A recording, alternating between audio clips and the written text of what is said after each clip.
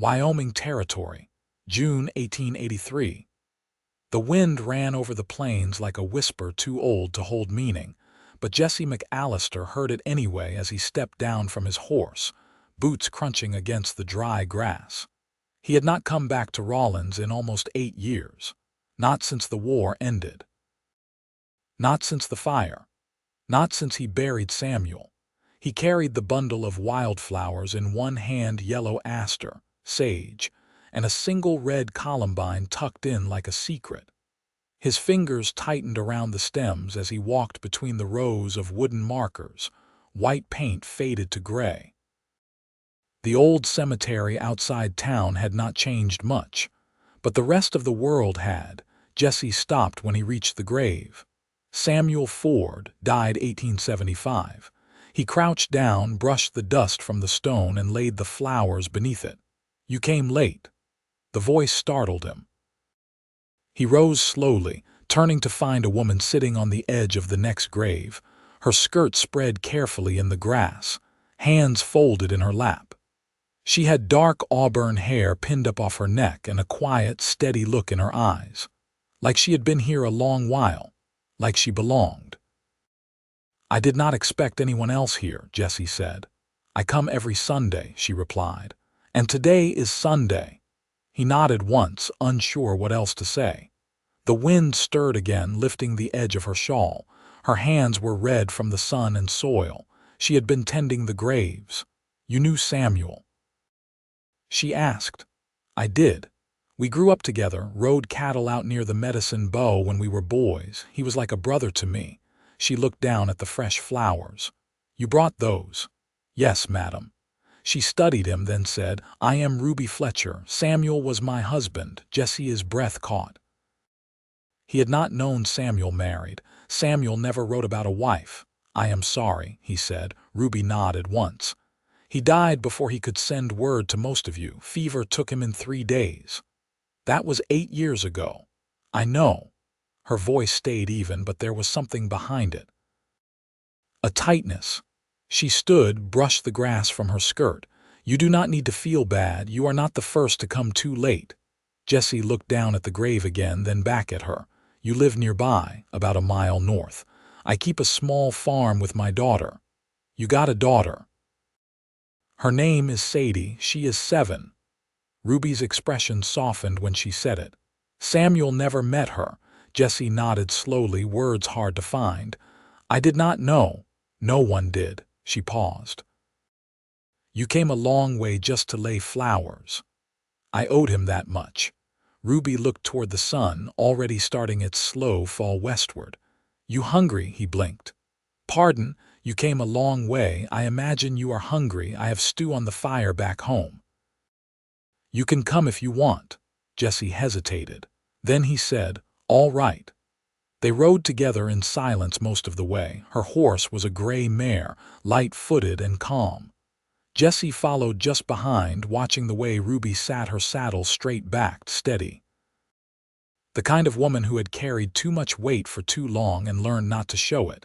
The farmhouse was small, wood-walled and weathered, with a thin trail of smoke rising from the chimney. A child's voice echoed faintly from the back, high and light.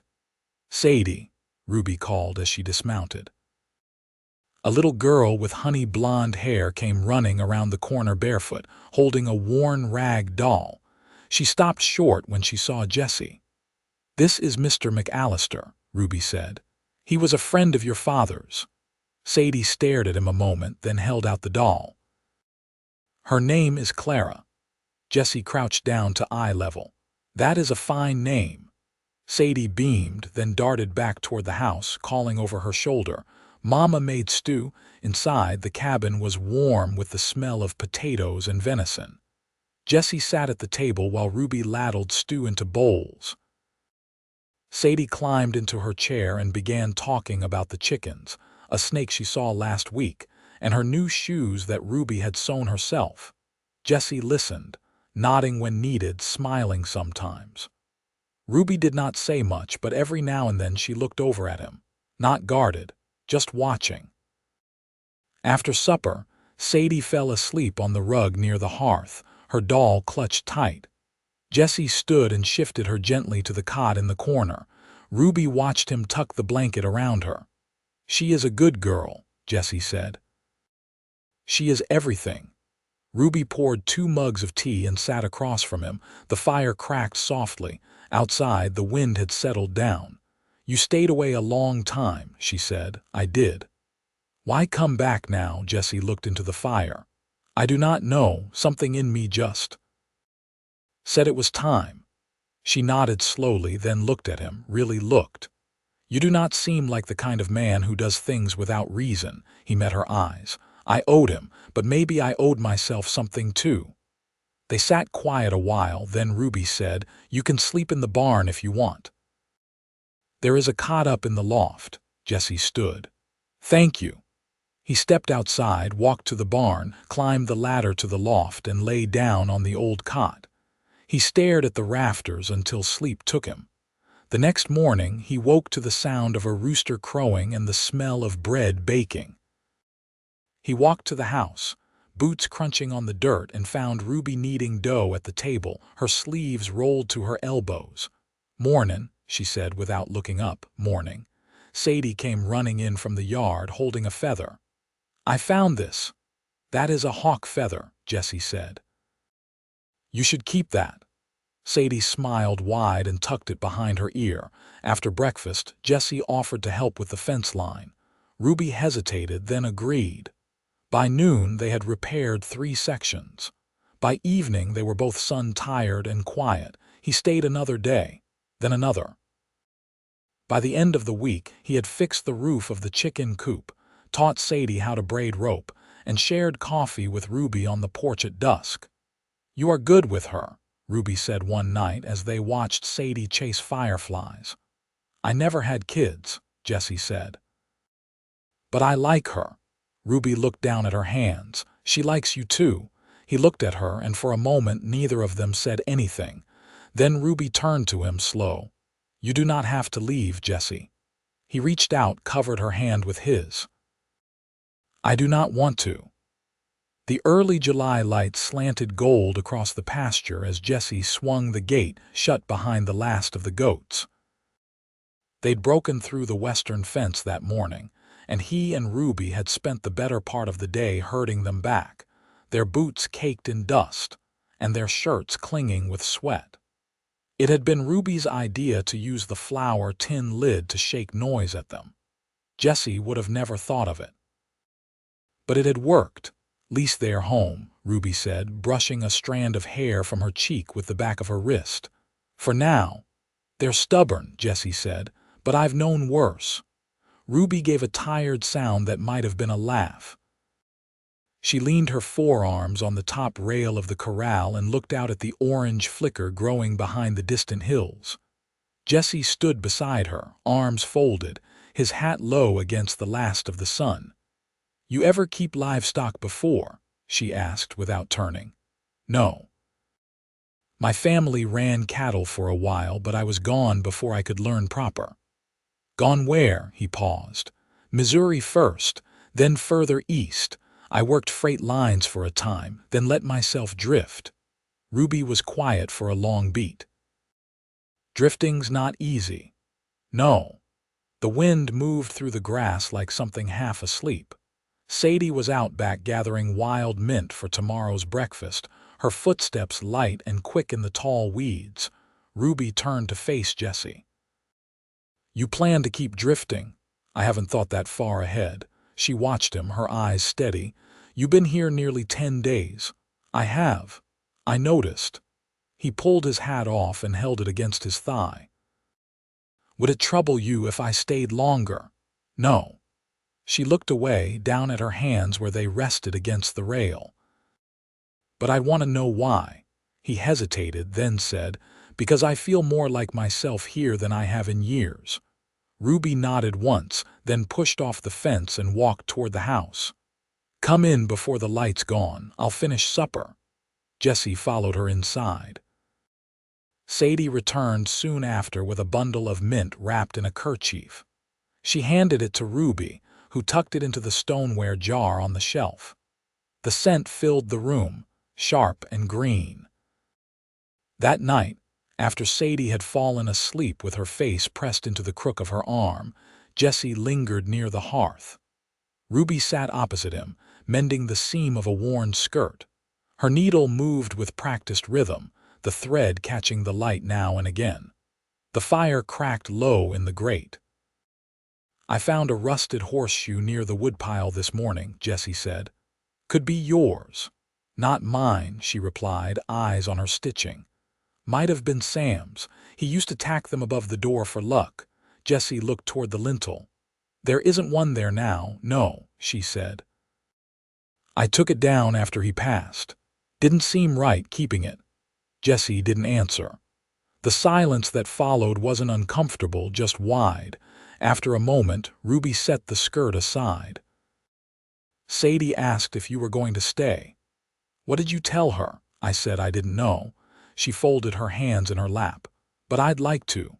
Jesse leaned forward, elbows on his knees. "I never pictured myself settling again. But now I wake up near this land and it doesn't feel like something I need to outrun." Ruby met his eyes, and this time she didn't look away. "I'm not asking for promises.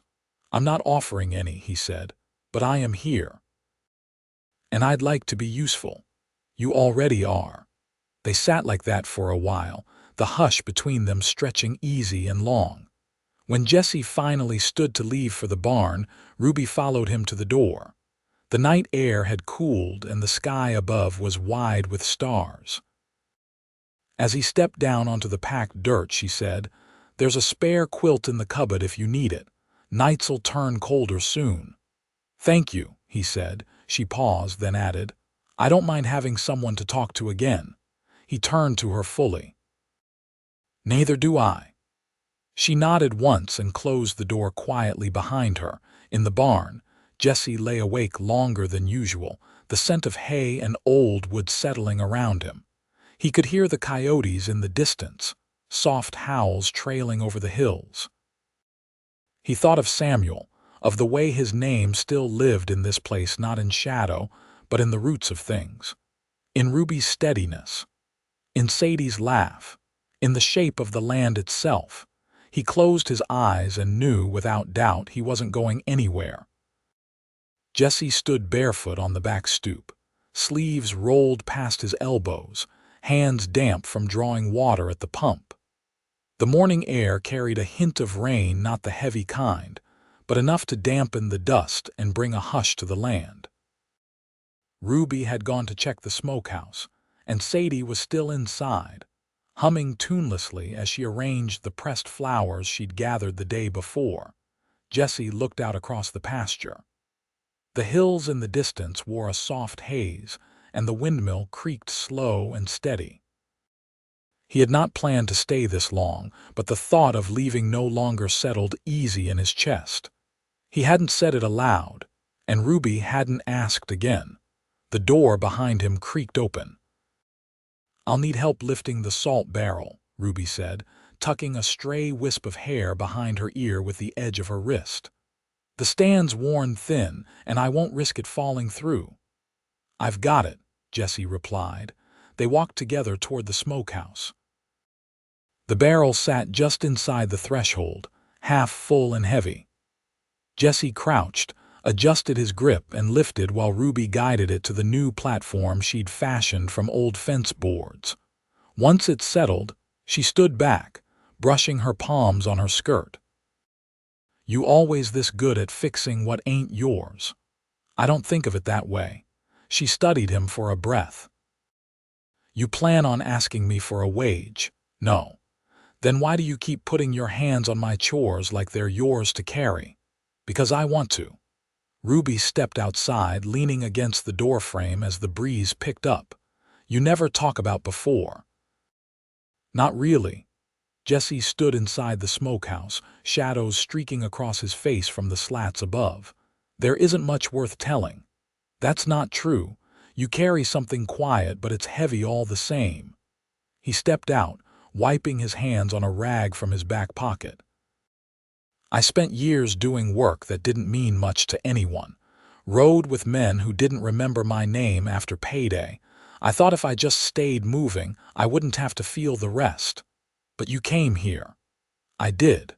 Ruby crossed her arms, then looked up at him. "Do you think about him often?" "Yes," Jessie said without pause. "But not like I used to. The ache's different now." She nodded once and turned her gaze toward the hills. "He used to stand right there, same shadows falling across his boots. Told me once he wanted to plant apple trees where the barn sits now." Jessie looked over, imagining it. "I didn't know that," he said. "You wouldn't." Her voice was quiet. He only said it the once, like it was too soft a thing to speak more than that. A gust stirred the wild rye growing along the path. Ruby turned and started toward the house. Jessie followed. Inside, Sadie had lined the windowsill with her dried flowers, arranged by color. She stepped back, arms behind her back, waiting. "You did that all by yourself?" Jessie asked. She nodded gravely. "Mama says things look better when they're put in order. It makes them easier to love." Ruby glanced at Jessie but said nothing. That afternoon, Jessie hitched the wagon and rode into town. They needed flour, lamp oil, and a new bolt for the barn door.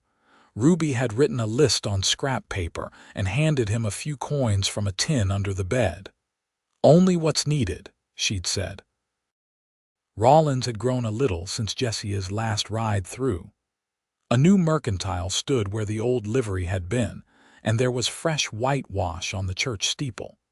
He tied the horse and stepped inside the store, the air thick with the scent of kerosene and dry oats. He picked out the items on the list, added a spool of blue thread he thought Ruby might use, and paused near the back, where a small stack of books lay forgotten under a shelf. He thumbed through them and found one with a cover worn nearly blank, stories of the Western Territories, printed in Denver. He tucked it under his arm. When he returned late in the day, he found Ruby kneeling in the garden, fingers stained from pulling weeds. Sadie was nearby, drawing in the dirt with a stick. Jessie handed Ruby the parcel. She took it, brushing her hands on her apron. "You got everything. And a bit more," he said, pulling the book from under his coat. "Figured Sadie might like stories read to her, if you approve." Ruby looked at the book, then at him. "She'll like that." That night after supper, Sadie curled up on the braided rug while Jessie read aloud. The words weren't fine and the paper was yellowed, but the girl's eyes lit with every turn of the page. Ruby sat in her rocker, her knitting forgotten on her lap.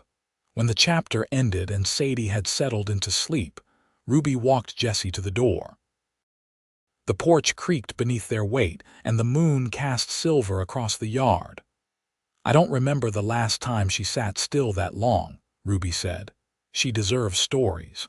Ruby looked at him for a moment, then said, "And what do you deserve?" Jessie didn't answer at once. "Maybe just a place to sit still, too." She reached out, gently touching his sleeve. "It's not a small thing letting someone stay, but I'm not afraid to name what's growing here." He met her gaze.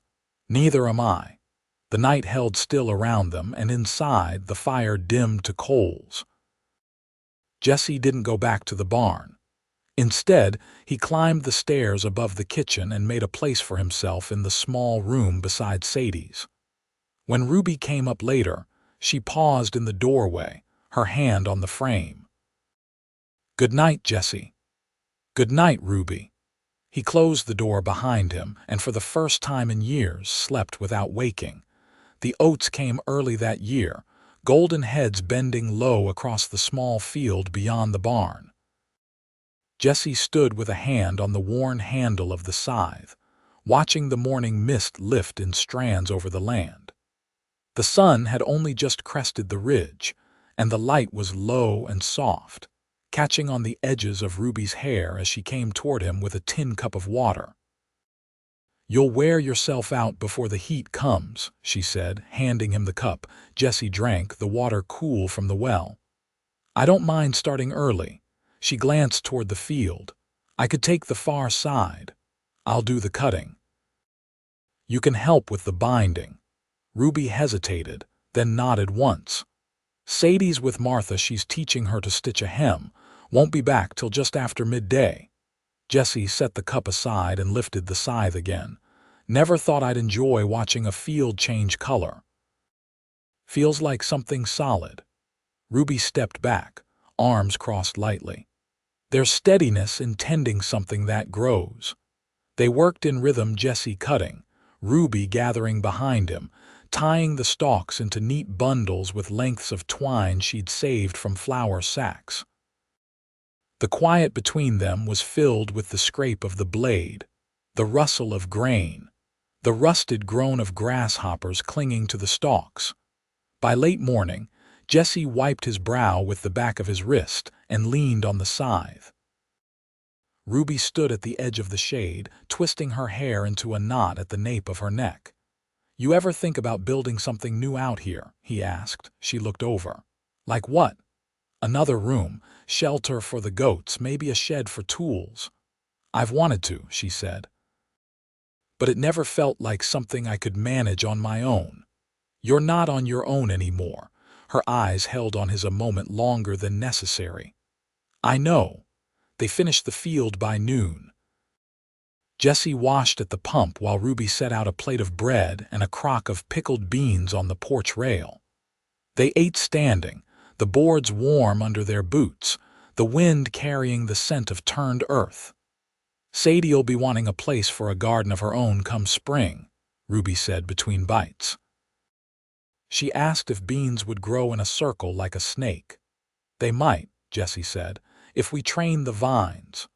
Ruby smiled faintly, then turned her gaze outward. "She's never known a man who stayed. I'm not leaving, I believe you." The words hung gentle and sure. That evening, Sadie returned carrying a scrap of cloth with crooked stitches, proud despite the uneven seams. Jessie knelt to examine it, tracing the needlework with his finger. "Looks like you've got the beginning of a fine hand," he said. "She's going to make a doll dress next," Ruby added, setting aside her shawl. Sadie turned to Jessie. "Can you make her a little bed?" "I can do that." He ruffled her hair. "You pick where it should go." After Sadie fell asleep, curled around her doll on the cot near the stove, Jessie stepped out onto the porch where Ruby sat with her feet bare against the rail, her skirt pulled close against the cooling air. "I saw a beehive near the creek," he said. "Could be good honey in it come August." Ruby nodded. "Samuel once tried to keep bees, got stung so bad he swore off them for good. You ever think about doing it again?" She looked over. "Not alone." He sat beside her, the boards creaking softly under his weight. "You don't have to be." A pause. "I know that now," she said. "But it took time." Jessie looked out toward the barn, the slope of land behind it silver in the moonlight. "When I first came here, I thought I was just trying to make peace with what I'd lost. I didn't expect to find something waiting." Ruby turned toward him. "I wasn't waiting." "I think you were," he said, voice low, "even if you didn't know it." She didn't answer for a long moment. Then she reached over and took his hand, her fingers rough and warm. "I'm not afraid of sharing the weight anymore." Jessie squeezed her hand gently. "Me neither." They sat like that until the moon rose high and the wind settled quiet, the porch holding their silence like a promise. Ruby stood at the corner of the new shed, one hand on her hip, the other holding a strip of muslin she'd been dyeing with walnut husks. The structure still needed a roof, but the frame was up straight and solid, thanks to Jessica's eye for angles and a borrowed auger from the neighboring homestead. She watched him from the shade, where the cottonwoods whispered their slow murmurs overhead. "You've got a way of making rough wood look respectable," she said. Jessie crouched to check the brace on the western post. "I don't mind working with what's plain." Ruby walked over, laid the cloth across the fence rail to dry. "I've noticed." He stood, brushing off his hands. "You were quiet at breakfast." "I had a thought I didn't want to lose." He waited. "I want to buy the neighboring plot. The land east where the willows grow thick. It's gone untended for years, and I've been saving what I can." Jesse folded his arms. "You thinking of planting something? Pear trees. Maybe a kitchen garden with rows proper enough to sell come market days." He nodded slow. "That's good land. And the creek cuts through it shallow. I'd need help clearing it. You'd have it." Ruby looked up at him. "You're sure?" "I wouldn't offer if I weren't." She turned back to the cloth, smoothing the edge. "I never thought about building forward before. Everything's always been about keeping what's already here from falling apart." Jesse stepped beside her. "You can do both." That afternoon, they walked the land she wanted to buy. Sadie held Jesse's hand and carried a tin pail filled with creek water, sloshing it with every step. She'd brought along the doll Jesse had carved the week before, now dressed in a blue muslin gown Ruby had sewn with leftover thread. "This place smells green," Sadie said. "Different than the rest." Ruby bent to brush a fern aside. "That's the willows. They hold water longer." Jesse pointed to a low rise near the trees. "You could build a house here, close enough to the farm but high enough it won't flood." Ruby didn't answer right away. Then she said, "Would you want that?" He looked at her, eyes steady. "I would." Sadie squatted beside a flat stone and began arranging pebbles in a circle. "Can I have my own room if we build it?" Jesse crouched beside her. "What color would you paint it?" "Yellow," she said. "Like the buttercups." Ruby smiled, but her eyes were damp. She turned toward the trees. That evening, after Sadie had gone to bed with her doll tucked beside her and a piece of dried apple in her hand, Jesse and Ruby sat near the fire. A storm had rolled in from the west, and the wind pressed against the windows in fits and sighs. "I went to town while you were mending the fence last Thursday," she said. "Spoke to the land agent." Jesse looked over, setting aside the cup of warm cider. "And," he said, "it's near claimless. The owner passed through Laramie 3 years ago and never returned. I'd need to file a notice, wait a month, then pay the lien. Do you have enough set aside?" "Not quite."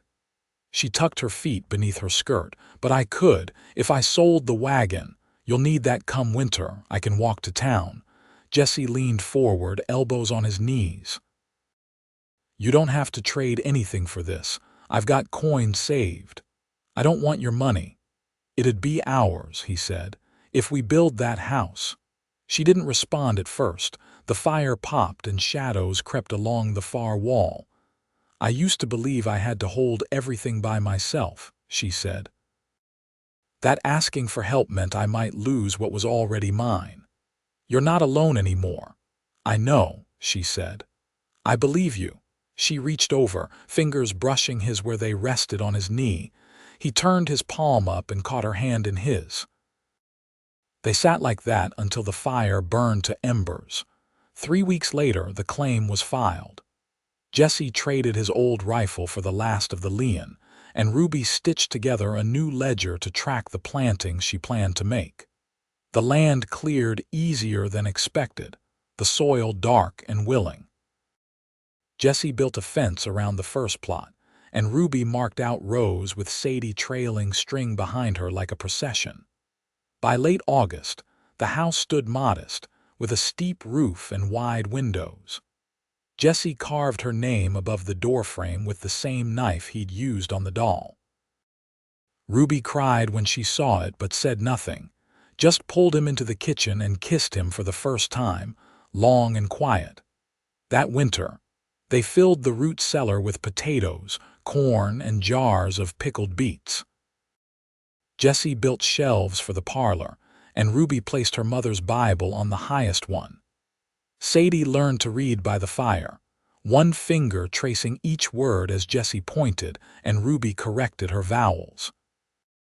On the first day of spring, they were married beneath the willows, with the creek low and clear beside them. Martha brought bread, and the neighboring rancher's son played fiddle until the moon rose. Ruby wore a dress the color of faded lavender, and Jesse stood with his boots polished and his hair combed back. Sadie held both their hands through the vows. When the last of the guests had gone and the lanterns burned low, Ruby leaned her head against Jessia's shoulder on the porch of the new house. "I never expected to come through the worst just to find the best waiting," she whispered.